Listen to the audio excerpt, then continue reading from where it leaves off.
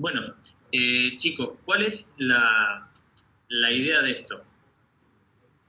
Cada vez que yo comparto un tema, es algo que a mí me afectó de tal forma con Jesús que necesariamente se los tengo que contar para que a ustedes también les sirva, ¿no? Yo en ningún momento voy a dar este tema con ustedes como si yo estuviera en una situación superior o en un pedestal, ¿no? En que yo vengo a enseñarles algo que no saben, no, nada que ver, sino que yo me encontré en una situación tan crítica que Jesús me agarró y me cambió la forma de pensar, ¿no? Y quiero compartirles eso.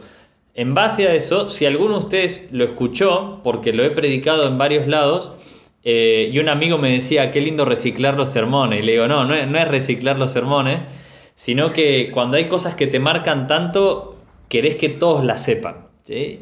Y si algunos de ustedes de acá no lo escucharon, bueno, bienvenido sea. Y si alguno lo escuchó, viene bien el refresco seguro. Juan capítulo 6 va a ser el texto central, búscalo en el celo, en la Biblia, así, donde tengas ahí a mano. Juan capítulo 6, no vamos a hacer una lectura entera, va a ser así un pequeño pincelado, pero va a ser el centro. Juan capítulo 6. Yo este año empecé a estudiar psicología acá en Córdoba capital, ¿sí? Yo fui CAPE durante 3 años acá en Córdoba, después 2 años en Bermúdez, y este año renuncié al trabajo en la obra para cumplir este llamado extra que Dios me hizo de estudiar psicología. Y con Caro, mi esposa, nos vinimos para acá, así que estamos acá en Córdoba y estoy aprendiendo un montón de cosas en psicología, la verdad que súper interesantes y llamativas, porque es lo que Dios creó, ¿no? Y la verdad que es impresionante. Y una de esas cosas que estoy aprendiendo tiene que ver con, vamos a decirlo así, los errores que nosotros cometemos muchas veces socialmente, ¿sí? Y uno de esos grandes errores tiene que ver con que tenemos la tendencia natural, los seres humanos, a buscar información que no existe para validar una teoría que yo ya creo que es así. Vamos a poner un ejemplo con la Biblia, así sencillito. Yo creo que Dios es de color azul. Y estoy confiadísimo en que Dios es de color azul, porque me lo enseñaron mis padres, porque me lo enseñó mi iglesia donde yo iba, porque me lo enseñó alguien a quien yo creía de mucha confianza o sabiduría, y creo que Dios es azul. Entonces voy a agarrar la Biblia y voy a hacer todo lo posible para probar con la Biblia que Dios es como yo creo que es. ¿Sí? Bueno, eso es un error que nuestra mente tiene la inclinación a hacerlo. En el ámbito científico se da, cuando nosotros estamos entablando diálogos con la gente también, ¿sí? En un montón de cuestiones. Y es un error que nos puede complicar mucho la relación con Dios. Y que a mí, el año pasado me la había complicado un montón. Y ya le voy a contar por qué. El título, como decía Paulo, es ¿a qué Jesús seguís? ¿Sí? ¿A qué Jesús seguís? Y es real que puede haber mucho Jesús. El principal Jesús es el que está acá en la Biblia, el que tenemos acá, que conocemos a través del texto.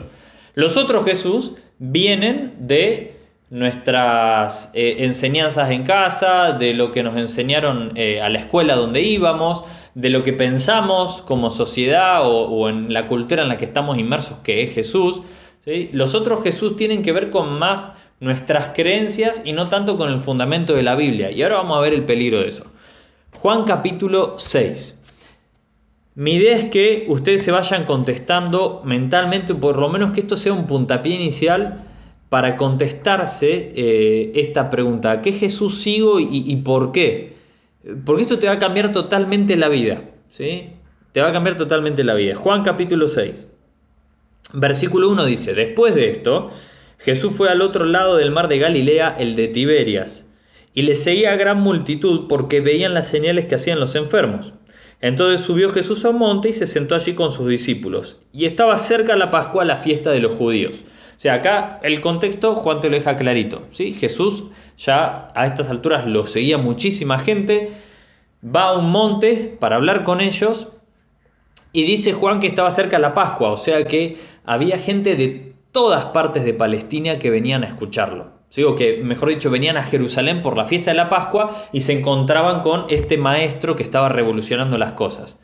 Y esas personas iban a volver, por supuesto, a sus hogares eventualmente. Así que era una multitud y era una gran oportunidad para predicarles.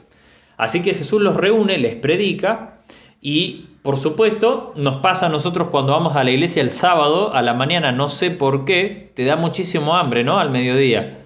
Más que los días que no vas a la iglesia. Se ve que el contacto con Dios genera eso, ¿no? Genera las ganas de disfrutar de todo. Y también incluye la comida. Y estas personas tenían mucho hambre y Jesús dice, bueno, vamos a darles de comer. Y ustedes recuerdan la situación, ¿verdad? Jesús hace un milagro, con poquitos panes y poquitos peces, alimenta a miles, ¿sí? Se calcula unas 15.000, 20.000 personas. Es muchísima gente con nada, con unos panes y unos peces.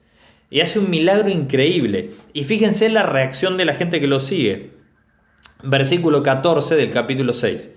Aquellos hombres entonces, viendo la señal que Jesús había hecho, dijeron, este verdaderamente es el profeta que había de venir al mundo. Pero entendiendo Jesús que iban a venir para apoderarse de él y hacerle rey, volvió a retirarse al monte él solo.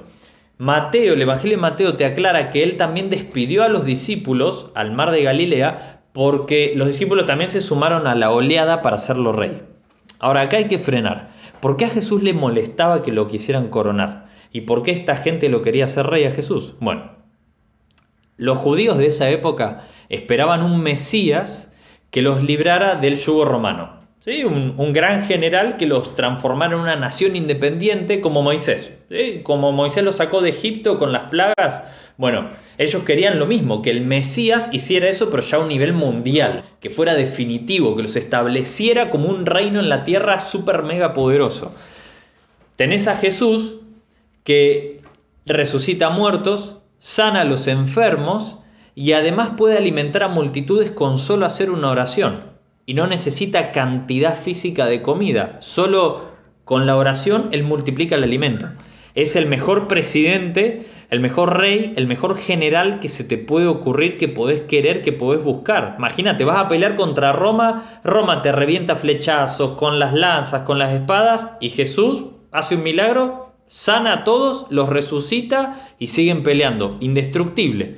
Entonces cuando ven esto, lo quieren hacer rey urgente. Y los discípulos que estaban cerquita y que siempre querían poder político y demás, dicen, vamos a hacerlo rey y nosotros seguro vamos a ser los 12 principales, ¿no? Junto con él.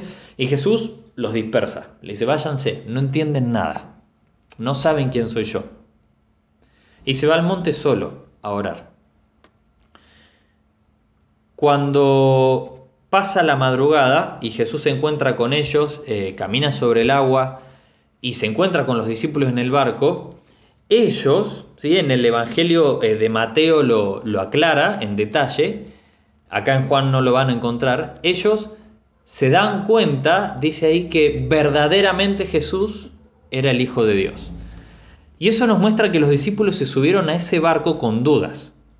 Y cuando Jesús no se dejó coronar como rey y los echó, ellos se subieron a ese barco dudando y diciendo, che, ¿será que hicimos lo correcto al seguir a este maestro de Galilea? ¿Será que realmente es el Mesías? Porque lo teníamos que coronar rey y no quiso y nos echó acá. Esa situación te muestra que ellos también, los más cercanos a Jesús, dudaban de quién era él.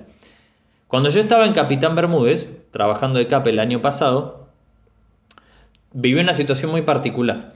Una alumna nuestra, no voy a decir el nombre por una cuestión obvia, una alumna nuestra estaba empezando a venir a la iglesia, al Club de Conquistadores, a full, y ella tenía una hermana mayor que hacía tiempo que se había egresado de la escuelita de Bermúdez.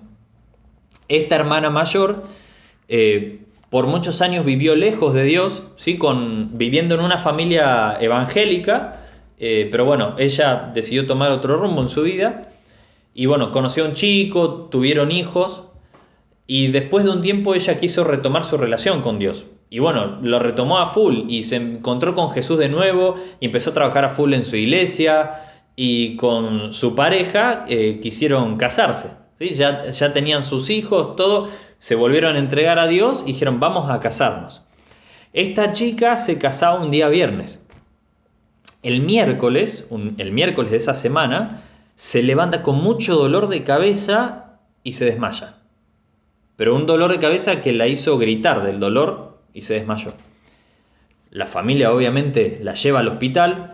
Ahí los que conocen Rosario, al norte, en Baigorria, el hospital Eva Perón, la llevan ahí y la internan con un aneurisma. Y el diagnóstico de los médicos no era para nada favorable, ¿sí? O sea, los médicos decían que hasta ahí había llegado la cuestión. Su mamá, la mamá de esta chica y de mi alumna, una mujer de mucha fe, dice, no, la última palabra la tiene Dios, no los médicos. Así que ella nos reúne por WhatsApp el viernes a las 4 de la tarde, esto pasó un miércoles la internación, 2 días después el viernes a las 4 de la tarde nos reúne por WhatsApp y dice, vengan todos los que quieran orar por ella, nos vamos a juntar en la puerta del hospital, ¿sí? El hospital Eva Perón está rodeado de parques, inmenso, y en la puerta, justo en la entrada, arriba estaba Barbie internada.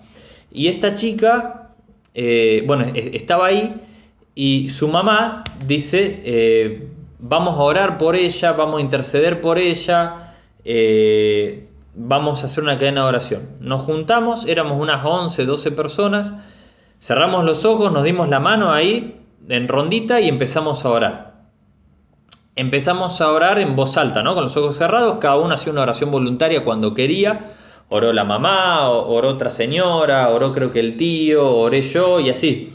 En un momento me abren los brazos para expandir la ronda y después de un ratito yo abro los ojos y conté 73 personas que estaban en ronda en la puerta del hospital orando por esta chica. Y yo estaba asombradísimo, ¿no? De la fe, la mayoría miembros de su iglesia evangélica. Vino el pastor, vinieron chicos del club de Conquist, ahí de Bermúdez, donde ella estaba, la Dire, todo, ¿no? Cantamos algunas canciones, alabamos a Dios juntos ahí, oramos. Bueno, fue un momento espiritual, no sé si les pasó bien, de esos que te sacó en el piso que decís, no, qué groso, quiero que Jesús venga ahora, impresionante. Volvimos a nuestras casas súper contentos, confiados en que Dios le iba a sanar, que Dios iba a hacer un milagro en la vida de ella, que iba a ser testimonio para los médicos, para la gente que estaba ahí. Y yo llego a casa y me empiezo a preparar porque tenía una reunión de ancianos de iglesia a las 7:30. Tenía que buscar a los otros ancianos con el auto y era San Lorenzo. Mientras me preparaba me llega un mensajito. Falleció esta chica. Y ahí yo me puse a llorar. Pero no llorar desconsoladamente, me puse a llorar de la bronca.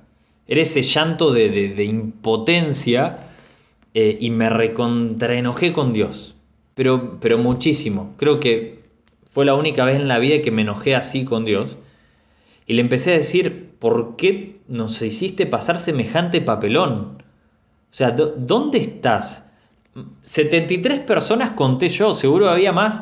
Oramos. Hicimos intercesión, reclamamos las promesas bíblicas, que vos tenés poder, de que vos sos real, de que vos hacés milagros, de que vos sanás, de que vos podías restaurar la vida de esa chica que estaba ahí. Queríamos que fuera un testimonio para los médicos. Imagínate si esa chica se levantaba y de media hora después de haber hecho esa oración se muere. O sea, parecía una tomada de pelo cósmica y yo le estaba diciendo a Dios que no me cerraba en lo absoluto. Y ponía en dudas un montón de cosas sobre él. Y me tenía que ir a la reunión de ancianos. Así que me terminé de vestir, me fui, busqué a mis compañeros, a mis hermanos, y vieron cómo somos nosotros los cristianos, ¿no? Estamos hechos bolsa, perdón la expresión, pero nos saludamos con el otro, ¿cómo estás? Bienvenido, ¿todo bien? Sí, todo bien, pero por dentro estás re triste, estás mal, tuviste una semana horrible, te fue mal en el trabajo, te peleaste con tu novio, con tu novia, no tenés para comer porque no te alcanza el sueldo y pagar el alquiler y la facu, lo que fuera, pero el sábado a la mañana todo bien, sí, y no estás todo bien. Bueno, yo le dije todo bien a mis amigos, a mis hermanos, y tuvimos la reunión de ancianos, 3 horas, más o menos duró la reunión. Y eso de las 10:30 a 11 de la noche me llama una de las líderes de la iglesia y me dice, Juan, mañana sábado íbamos a tener un programa especial con los Conquist y vamos a estar a cargo de todo el programa. El El tema es que vamos a estar todos en el velorio de esta chica, porque su hermana menor, mi alumna, iba a Conquist también. Entonces se suspende el programa especial, pero necesitamos que la iglesia siga funcionando y necesitamos que alguien predique. ¿Vos podés predicar mañana? Imagínense en qué condición espiritual estaba yo para pararme en el púlpito el sábado a la mañana y hablar de Dios. Así que le dije que sí, y después iba a ver cómo me las arreglaba, ¿no? Terminó la reunión, llegué a casa y yo cada vez que me siento a predicar de algo, no importa lo cortito que sea, le pregunto a Dios, ¿qué querés que escuche esa gente o qué necesitas que escuche esa gente? Y así que le dije eso de mala gana, de muy mala gana, pues estaba enojado en serio, no era un caprichito, estaba enojado. Bueno, vos decime qué querés hablarle a los de Bermuda y yo de última seré un repetidor y nada más, aunque no lo sienta. Y me dice, bueno, Juan y la alimentación de las personas. Yo no encontraba mucho sentido, una iglesia muy consolidada, una iglesia en la que el 99% de las personas ya conoce este texto y no le encontraba sentido a que escucharan de esto. Y renegué y bueno, lo busco en Juan, no lo busco en otro evangelio. Juan capítulo 6, empiezo a leer y cuando leí el versículo 2 me puse a llorar de vuelta. ¿Sí? Yo me animo a llorar, soy una persona que se anima a llorar, no está mal llorar, chicos. Y leo el versículo 2 y dice, y le seguía gran multitud porque ¿qué? Veían las señales que hacía en los enfermos. ¿Cuál era la razón por la que esta multitud lo seguía a Jesús? Porque Jesús hacía milagros con los enfermos. Jesús hace un milagro con la alimentación y Jesús los dispersa. Y estas personas, cuando vos leas después el capítulo entero, se enojan con Jesús porque Jesús no hace más milagros y le exigen más milagros. Y yo me puse a llorar porque entendí que hasta ese momento estaba siguiendo al Jesús que hacía señales en los enfermos, al Jesús que me convenía a mí, al Jesús que yo quería seguir. Estaba siguiendo a mi Jesús, no al Jesús de la Biblia. Estaba siguiendo a un Jesús que no sé de dónde lo aprendí, tal vez eran mis ideas, tal vez era falta de estudio, falta de relacionamiento con el Jesús de la Biblia, pero no era el Jesús que la Biblia dice que es. Era mi Jesús. ¿Y sabes cuál es el problema de seguir a tu Jesús y no al Jesús de la Biblia? Que te vas a frustrar. En cualquier momento, tarde o temprano, ese Jesús te falla. Te falla, porque tu Jesús no es el Jesús real. Entonces esas ideas que vos tengas de Jesús en algún momento se van a desmoronar. Y por eso es tan importante que vos te sientes con una hojita de papel y empieces a escribir qué características creo que tiene Jesús. ¿Cómo pienso que Jesús? ¿Cómo me relaciono con Jesús? ¿Cómo pienso yo que Jesús se comportaría en determinada situación? ¿O qué espero yo de Jesús en determinadas situaciones? Y una vez que vos tengas eso anotado, buscá en la Biblia y fíjate si el maestro de Galilea era así como vos pensabas. Si no era así, tenés que tomar una decisión. Si era así como vos pensabas, buenísimo, gloria a Dios, seguí para adelante porque estabas creyendo en el Jesús de la Biblia.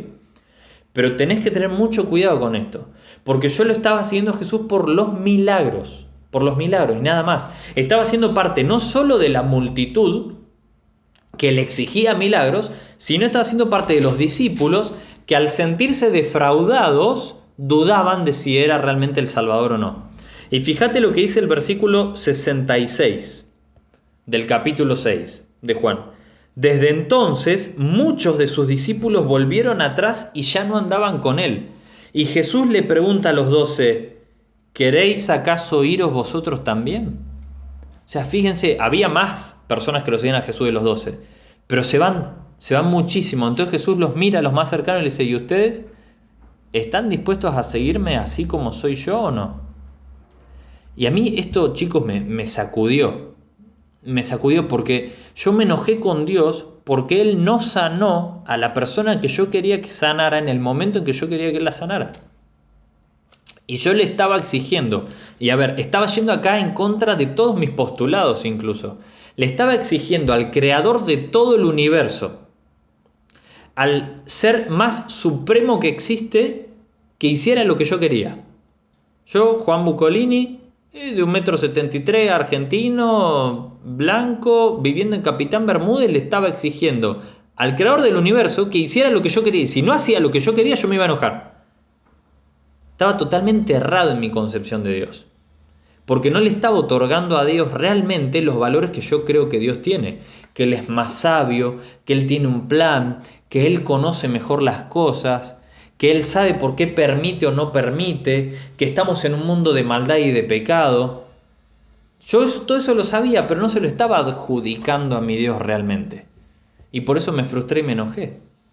Y Jesús me hizo esa pregunta: ¿y vos qué querés hacer, Juan? ¿Me vas a seguir aunque no haga los milagros que vos querés? ¿O no me vas a seguir? ¿Me vas a seguir, Juan, solamente cuando tengas plata?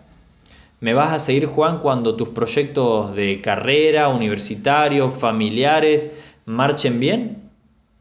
Y si algo en tu vida no marcha como vos querías, ¿me vas a dejar de seguir? Saben que la mayor deserción para mí de jóvenes, la mayor razón, ¿sí?, creo yo, de por qué los jóvenes se alejan de Dios, es porque toda su vida viven una relación con Dios a través de sus padres o a través del grupo que los sostiene.